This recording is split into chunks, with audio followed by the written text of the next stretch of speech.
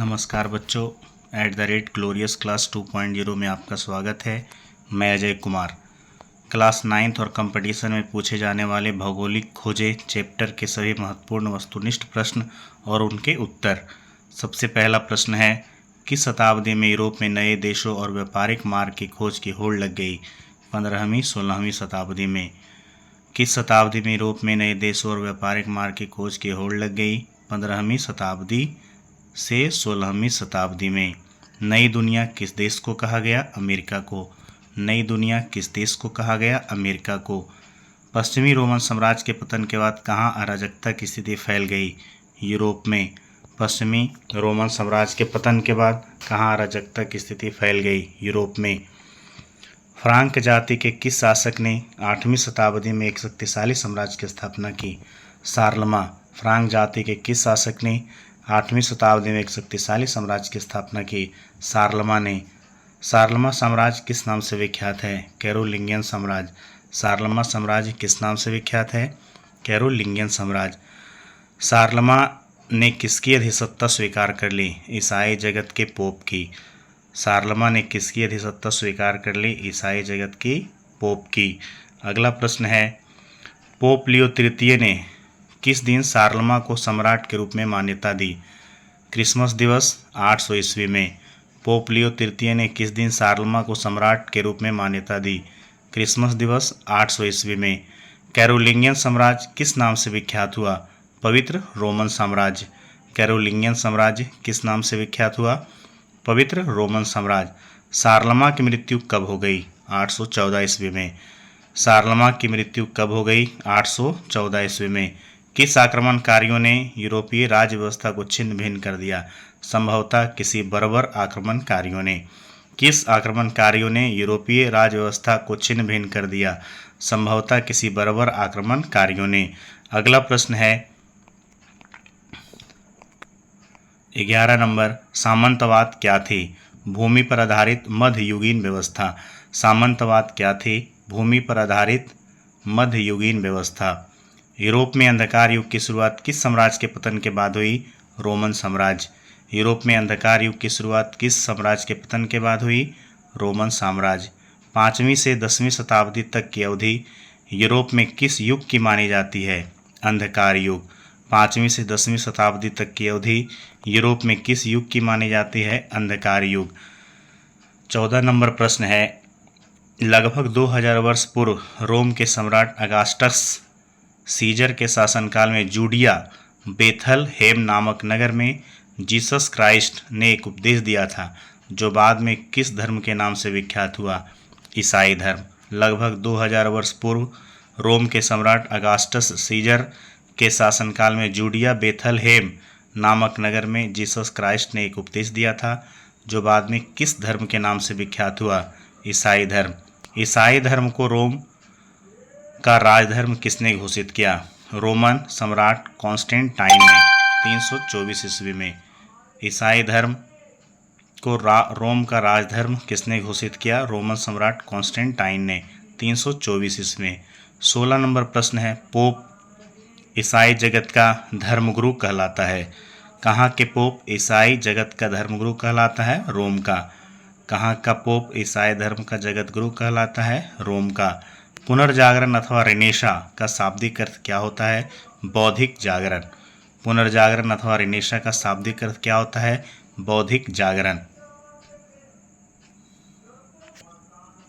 पुनर्जागरण अथवा रिनेशा का शाब्दिक अर्थ क्या होता है? बौद्धिक जागरण। कुस्तुनतुनिया का पतन कब हो गया? 1453 ईस्वी में। कुस्तुनतुनिया का पतन कब हो गया? 1453 ईस्वी में। कुस्तुनतुनिया की राजधानी कहाँ थी? पूर्वी रोमन साम्राज्य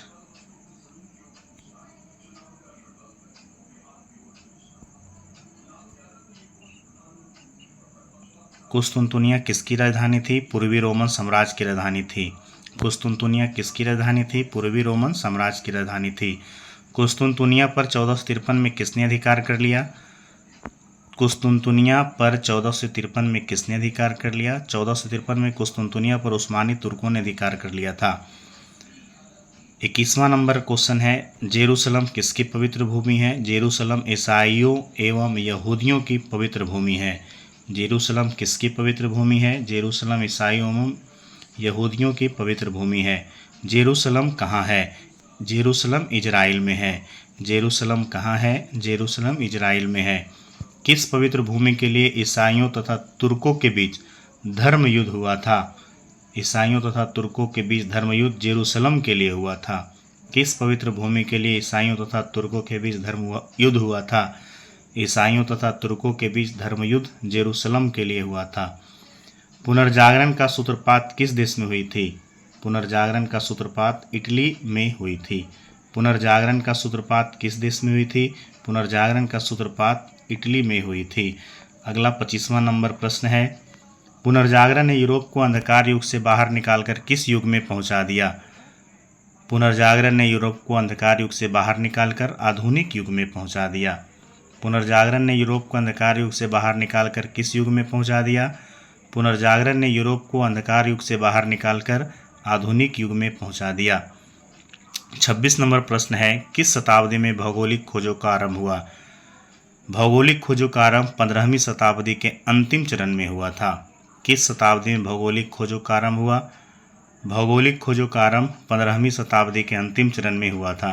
27वां नंबर प्रश्न है, अफ्रीका के तट पर स्यूटा पर अधिकार पुर्तगालियों ने कब कर लिया? पुर्तगालियों ने अफ्रीका के तट पर स्यूटा पर 1415 ईस्वी में अधिकार कर लिया था। पुर्तगालियों ने अफ्रीका के तट पर स्यूटा पर अधिकार कब कर लिया? पुर्तगालियों ने अफ्रीका के तट पर स्यूटा पर 1415 ईस्वी में अधिकार कर लिया था। 28वां नंबर प्रश्न है, पुर्तगालियों ने बोजाडोर अंतरीप पर अपना व्यापारिक अड्डा कब स्थापित किया था? पुर्तगालियों ने बोजाडोर अंतरीप पर अपना व्यापारिक अड्डा 1415 ईस्वी में स्थापित किया था। पुर्तगालियों ने बोजाडोर अंतरीप पर अपना व्यापारिक अड्डा कब स्थापित किया था? पुर्तगालियों ने बोजाडोर अंतरीप पर अपना व्यापारिक अड्डा 1415 ईस्वी में स्थापित किया था। 29वां नंबर प्रश्न है, पुर्तगाली अफ्रीका के सबसे पश्चिम छोर केप वर्डे तक कब पहुँचे? पुर्तगाली अफ्रीका के सबसे पश्चिमी छोर केप वर्डे तक 1460 ईस्वी में पहुँचे थे। पुर्तगाली अफ्रीका के सबसे पश्चिमी छोर केप वर्डे तक कब पहुँचे? पुर्तगाली अफ्रीका के सबसे पश्चिमी छोर केप वर्डे तक 1460 ईस्वी में पहुँचे थे। दूरबीन का आविष्कार किसने किया था? दूरबीन का आविष्कार गैलीलियो ने किया था। दूरबीन का आविष्कार किसने किया था? दूरबीन का आविष्कार गैलीलियो ने किया था। दिशा बताने वाला यंत्र कुतुबनुमा का ज्ञान यूरोप वालों ने कहाँ से सीखा? दिशा बताने वाले यंत्र कुतुबनुमा का ज्ञान यूरोप वालों ने अरबों से सीखा था। दिशा बताने वाला यंत्र कुतुबनुमा का ज्ञान यूरोप वालों ने कहाँ से सीखा? दिशा बताने वाला यंत्र कुतुबनुमा का ज्ञान यूरोप वालों ने अरबों से सीखा था। 32 नंबर प्रश्न है, एस्ट्रोलोब। एस्ट्रोलोब की खोज किसने किया था? एस्ट्रोलोब जो अक्षांश बताने वाला यंत्र है उसकी खोज हिप्पार्कस ने किया था। एस्ट्रोलोब अक्षांश बताने वाला यंत्र की खोज किसने किया? एस्ट्रोलोब अक्षांश बताने वाला यंत्र की खोज हिप्पार्कस ने किया था। अगला प्रश्न है, कैरेबल जहाज किसने बनाया जो हल्के और तेज चलने वाली जहाज है? कैरेबल जहाज कैरेबल ने बनाया था। कैरेबल जहाज किसने बनाया जो हल्के और तेज चलने वाली जहाज है? कैरेबल जहाज कैरेबल ने बनाया था। किस शताब्दी में सबसे पहले वेनिस वालों ने जहाज़ों को तोप बंदूकों से सुसज्जित करना आरंभ किया? सबसे पहले वेनिस वालों ने जहाज़ों को तोप बंदूकों से सुसज्जित करना 14वीं शताब्दी में आरंभ किया था। किस शताब्दी में सबसे पहले वेनिस वालों के जहाज़ों को तोप बंदूकों से सुसज्जित करना आरंभ किया? सबसे पहले वेनिस वालों के जहाज़ों को तोप बंदूकों से सुसज्जित करना 14वीं शताब्दी में आरंभ किया गया था। 35वां नंबर प्रश्न है, ज्योग्राफी पुस्तक के लेखक कौन है? तो ज्योग्राफी पुस्तक के लेखक टॉलमी है। ज्योग्राफी पुस्तक के लेखक कौन है? ज्योग्राफी पुस्तक के लेखक टॉलमी है। पृथ्वी गोल है किसने बताया? पृथ्वी गोल है या पाइथागोरस ने बताया था। पृथ्वी गोल है किसने बताया? पृथ्वी गोल है पाइथागोरस ने बताया था। दुनिया 3 महाद्वीपों में विभक्त है, यह किसने बताया? दुनिया 3 महाद्वीप यूरोप, एशिया, अफ्रीका में विभक्त है, यह टॉलमी ने बताया था। दुनिया 3 महाद्वीपों में विभक्त है, यह किसने बताया? दुनिया 3 महाद्वीप यूरोप, अफ्रीका और एशिया में विभक्त है, यह टॉलमी ने बताया था। इमगो मुडी पुस्तक किसने लिखा? इमगो मुडी पुस्तक कार्डिनल पियरे डी एली ने लिखा था। इमगो मुंडी पुस्तक किसने लिखा? इमगो मुंडी पुस्तक कार्डिनल पियरे डी एली ने लिखा था। 39वां नंबर क्वेश्चन है, बार्थोलोमियो डियाज ने अफ्रीका के दक्षिणतम बिंदु का पता कब लगाया था? बार्थोलोमियो डियाज ने अफ्रीका के दक्षिणतम बिंदु का पता 1488 ईस्वी में लगाया था। बार्थोलोमियो डियाज ने अफ्रीका के दक्षिणतम बिंदु का पता कब लगाया था? बार्थोलोमियो डियाज ने अफ्रीका के दक्षिणतम बिंदु का पता 1488 ईस्वी में लगाया था। अगला प्रश्न है 40वां नंबर, क्रिस्टोफर कोलंबस कहाँ के निवासी थे? क्रिस्टोफर कोलंबस इटली के निवासी थे। क्रिस्टोफर कोलंबस कहाँ के निवासी थे? क्रिस्टोफर कोलंबस इटली के निवासी थे। 41वां नंबर प्रश्न है, कोलंबस किसकी सहायता व सामुद्रिक यात्रा पर निकला? कोलंबस 1492 में रानी इसाबेला और फर्डिनेंड द्वितीय की सहायता से सामुद्रिक यात्रा पर निकला था। कोलंबस किसकी सहायता से सामुद्रिक यात्रा पर निकला था? कोलंबस 1492 में रानी इसाबेला और फर्डिनेंड द्वितीय की सहायता से सामुद्रिक यात्रा पर निकला था। कोलंबस 12 अक्टूबर 1492 को जिस स्थान पर पहुंचा वहां का नाम क्या रखा गया? कोलंबस 12 अक्टूबर 1492 को जिस स्थान पर पहुंचा वहां का नाम इंडीज रखा गया था। कोलंबस 12 अक्टूबर 1492 को जिस स्थान पर पहुंचा वहां का नाम क्या रखा गया था? कोलंबस 12 अक्टूबर 1492 को जिस स्थान पर पहुंचा वहां का नाम इंडीज रखा था। 43वां नंबर क्वेश्चन है, रेड इंडियन कहाँ के निवासियों को कहा जाता है? तो अमेरिका के निवासियों को रेड इंडियन कहा जाता है। रेड इंडियन कहाँ के निवासियों को कहा जाता है? अमेरिका के निवासियों को रेड इंडियन कहा जाता है। रेड इंडियन कहाँ के निवासियों को कहा जाता है? तो अमेरिका के निवासियों को रेड इंडियन कहा जाता है। इंडीज द्वीप, इंडीज किस द्वीप के निकट था? इंडीज गुआनाहानी द्वीप के निकट था। इंडीज किस द्वीप के निकट था? इंडीज गुआनाहानी द्वीप के निकट था। 45वां नंबर क्वेश्चन है, गुआनाहानी द्वीप को कोलंबस ने क्या नाम दिया? गुआनाहानी द्वीप को कोलंबस ने बहामा नाम दिया था।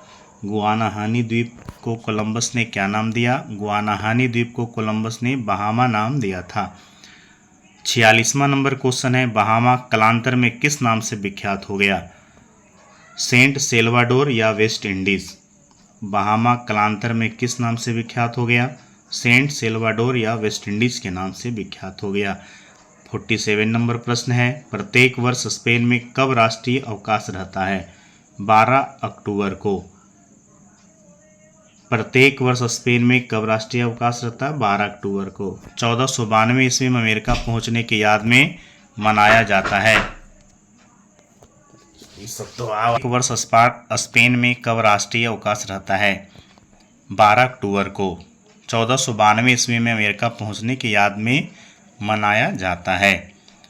48वां नंबर प्रश्न है, 1492 में कोलंबस ने कहाँ की खोज की थी? 1492 ईस्वी में कोलंबस ने अमेरिका की खोज की थी। 49वां नंबर प्रश्न है, अमेरिका व वेस्पुसी के नाम पर किस देश का नाम पड़ा? अमेरिका का। अमेरिका वेस्पुसी के नाम पर किस देश का नाम पड़ा? अमेरिका का। अमेरिकी वेस्पुसी के नाम पर किस देश का नाम पड़ा? अमेरिका का। अमेरिकी वेस्पुसी के नाम पर किस देश का नाम पड़ा? अमेरिका का। 50वां नंबर प्रश्न है, कोलंबस के नाम पर दक्षिण अमेरिका के पश्चिमी भाग का एक छोटा सा क्षेत्र क्या कहलाया?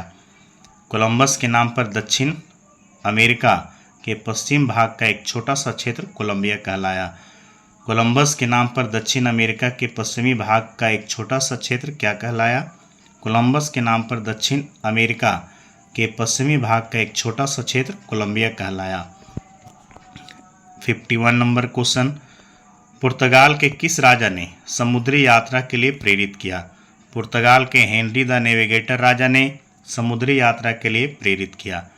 पुर्तगाल के किस राजा ने समुद्री यात्रा के लिए प्रेरित किया? पुर्तगाल के हेनरी द नेविगेटर ने समुद्री यात्रा के लिए प्रेरित किया। 52 नंबर प्रश्न, पूरब दिशा में सबसे अधिक महत्वपूर्ण खोज किसने किया? पूरब दिशा में सबसे अधिक महत्वपूर्ण खोज वास्को डी गामा ने किया। पूरब दिशा में सबसे अधिक महत्वपूर्ण खोज किसने किया? पूरब दिशा में सबसे अधिक महत्वपूर्ण खोज वास्को डी गामा ने किया था। 53 नंबर प्रश्न, वास्को डी गामा कहाँ का रहने वाला था? वास्को डी गामा पुर्तगाल का रहने वाला था।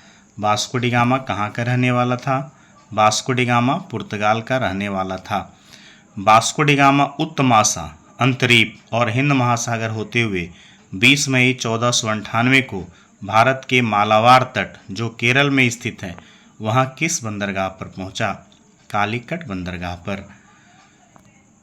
वास्को डी गामा उत्तमाशा, अंतरीप और हिंद महासागर होते हुए 20 मई 1498 को भारत के मालाबार तट जो केरल में स्थित है वहाँ किस बंदरगाह पर पहुँचा? कालीकट बंदरगाह पर। 55 नंबर प्रश्न, भारत पहुँचने का मार्ग पुर्तगालियों को किसने बताया? भारत पहुँचने का मार्ग पुर्तगालियों को अब्दुल मजीद ने बताया था। भारत पहुँचने का मार्ग पुर्तगालियों को किसने बताया? भारत पहुँचने का मार्ग पुर्तगालियों को अब्दुल मजीद ने बताया था। 56 नंबर प्रश्न, वास्को डी गामा का भारत में स्वागत किसने किया? वास्को डी गामा का भारत में स्वागत जमोरिन ने किया था। वास्को डी गामा का भारत में स्वागत किसने किया? वास्को डी गामा का भारत में स्वागत जमोरिन ने किया था। 57 नंबर प्रश्न, ब्राज़ील का पता किसने लगाया? ब्राज़ील का पता केब्रल नामक एक पुर्तगाली जहाजी ने लगाया था। ब्राज़ील का पता किसने लगाया? ब्राज़ील का पता केब्रल नामक एक पुर्तगाली जहाजी ने लगाया था। 58 नंबर प्रश्न, मैगलन ने जहाज से पूरे विश्व की यात्रा कब से कब तक की थी? 1519 से 21 ईस्वी में। मैगलन ने पूरे जहाज से पूरे विश्व की यात्रा कब से कब तक की? 1519 से 1521 में। मैगलन ने जहाज से पूरे विश्व की यात्रा कब से कब तक थी? 1519 से 1521 ईस्वी में। ऑस्ट्रेलिया और न्यूजीलैंड द्वीपों का पता किसने लगाया? ऑस्ट्रेलिया और न्यूजीलैंड के द्वीपों का पता कैप्टन कुक ने लगाया। ऑस्ट्रेलिया और न्यूजीलैंड के द्वीपों का पता किसने लगाया? ऑस्ट्रेलिया और न्यूजीलैंड के द्वीपों का पता कैप्टन कुक ने लगाया था। 60 नंबर प्रश्न है, न्यू फाउंडलैंड द्वीपों का पता किसने लगाया? तो न्यू फाउंडलैंड द्वीपों का पता सर जॉन सेबेस्टियन कैबोट ने लगाया था। न्यू फाउंडलैंड द्वीपों की खोज किसने की थी? न्यू फाउंडलैंड द्वीपों की खोज सर जॉन सेबेस्टियन कैबोट ने किया था। न्यू फाउंडलैंड द्वीपों की खोज किसने की थी? न्यू फाउंडलैंड द्वीपों की खोज सर जॉन सेबेस्टियन कैबोट ने किया था। 61 नंबर प्रश्न, भौगोलिक खोजों के माध्यम से संपूर्ण विश्व का ज्ञान किसने प्राप्त किया था? यूरोप के लोगों ने। भौगोलिक खोजों के माध्यम से संपूर्ण विश्व का ज्ञान किसने प्राप्त किया था? यूरोप के लोगों ने। संपूर्ण विश्व का ज्ञान किसने प्राप्त किया था? यूरोप के लोगों ने। भौगोलिक खोजों के माध्यम से संपूर्ण विश्व का ज्ञान किसने प्राप्त किया था? यूरोप के लोगों ने। 62 नंबर प्रश्न है, पुर्तगाल ने भारत में अपने व्यापारिक कारखाने कब स्थापित किए और विस्तार किया? पुर्तगाल ने 1498 ईस्वी में वास्को डी गामा के कालीकट आगमन के साथ भारत में अपने व्यापारिक कारखाने स्थापित किए और विस्तार किया। इसके बाद 16वीं शताब्दी में व्यापारिक चौकियों और किलों की स्थापना की गई। पुर्तगाल ने 1498 में वास्को डी गामा के कालीकट आगमन के साथ भारत में अपने व्यापारिक कारखाने स्थापित किए और विस्तार किया। इसके बाद 16वीं शताब्दी में व्यापारिक चौकियों और किलों की स्थापना की गई। अंग्रेजों ने भारत में कब आए? अंग्रेज 1600 ईस्वी में ईस्ट इंडिया कंपनी की स्थापना के साथ भारत पहुँचे। अंग्रेज भारत में कब आए? अंग्रेज 1600 ईस्वी में ईस्ट इंडिया कंपनी की स्थापना के साथ भारत पहुँचे। डच लोग भारत कब आए? डच लोग 17वीं शताब्दी के आरंभ में भारत पहुँचे तथा 1602 ईस्वी में डच ईस्ट इंडिया कंपनी की स्थापना किए। डच लोग भारत कब आए? डच लोग 17वीं शताब्दी के प्रारंभ में भारत पहुँचे। 1602 ईस्वी में डच ईस्ट इंडिया कंपनी की स्थापना की गई। 65 नंबर प्रश्न, फ्रांसीसी भारत कब आए? फ्रांसीसी लोग 17वीं शताब्दी के मध्य में भारत पहुँचे तथा 1664 ईस्वी में फ्रांसीसी ईस्ट इंडिया की कंपनी की स्थापना की गई। फ्रांसीसी भारत कब आए? फ्रांसीसी लोग 17वीं शताब्दी के मध्य में भारत पहुँचे तथा 1664 ईस्वी में फ्रांसीसी ईस्ट इंडिया कंपनी की स्थापना की गई। बच्चों, आज हमने भौगोलिक खोजी का सारा प्रश्न करवा दिया है। आप हमारा चैनल @glorious class 2.0 को लाइक, सब्सक्राइब एंड शेयर जरूर करें। धन्यवाद। चैनल को जितना लाइक, सब्सक्राइब, शेयर करेंगे हमें वीडियो बनाने में उतना ही उत्साह बढ़ेगा। तो बच्चों लाइक, सब्सक्राइब और शेयर ज़रूर करें। धन्यवाद बच्चों।